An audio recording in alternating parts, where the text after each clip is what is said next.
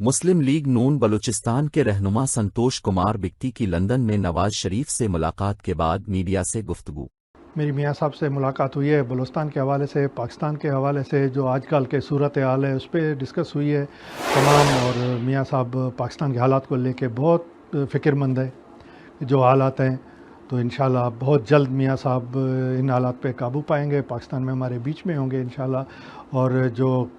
کعوے موسوی والا فیصلہ آیا ہے، جب اس نے معافی مانگی ہے میاں صاحب سے، تو اس پہ بھی میاں صاحب کو خصوصی مبارکباد دی ہے، حق اور سچ کی فتح ہوئی ہے، اللہ تعالیٰ نے میاں صاحب کو سرخرو کیا ہے۔ میاں صاحب نے مجھے یہی یقین دلایا کہ جو پہلے ہماری حکومت تھی، جتنا ہم نے اقلیت کے لیے کام کیا انشاءاللہ اس دفعہ اس سے بھی زیادہ کریں گے۔ جو اقلیت کے حقوق ہیں پاکستان میں آئین میں رہتے ہوئے، وہ ہمارے برابر کے شہری ہیں، ہمارے تمام ان کے لیے ہمارے دروازے کھلے ہیں، اور ہمیشہ میاں صاحب نے مندر ہو، مسجد ہو، چرچ ہو،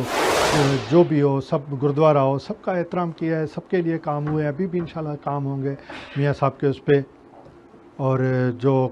خاص کر لندن میں اس ٹائم بیٹھے ہوئے جو کعوے موسوی والا فیصلہ ہے نا، اس پہ میاں صاحب کو مبارکباد دی۔ میاں صاحب بھی مطمئن تھے کہ یہ میرا نہیں، حق اور سچ کی فتح ہے۔ میاں صاحب نے یہی کہا کہ سنتوش یہ میرا نہیں، یہ پوری پارٹی کا ہر حق اور سچ کی فتح ہے۔ جب میاں صاحب کی حکومت تھی تو آپ دیکھیں آٹا کدھر تھا، دالیں کدھر تھیں، چینی کے بھاؤ کیا تھے، پٹرول کیا تھا، ڈالر کہاں تھا، آپ خود اندازہ کر لیں۔ اس ٹائم تو غریب عوام کے پہنچ سے ہر چیز، دال، کھانا پینا بھی، روٹی بھی چلی گئی ہے،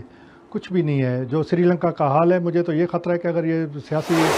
کوئی استحکام نہ آیا تو سری لنکا میں جیسے پٹرول کے لیے لائنیں لگی ہیں، ڈالر 280 کا ہو گیا، کہ پاکستان میں یہ حالات نہ ہو جائے۔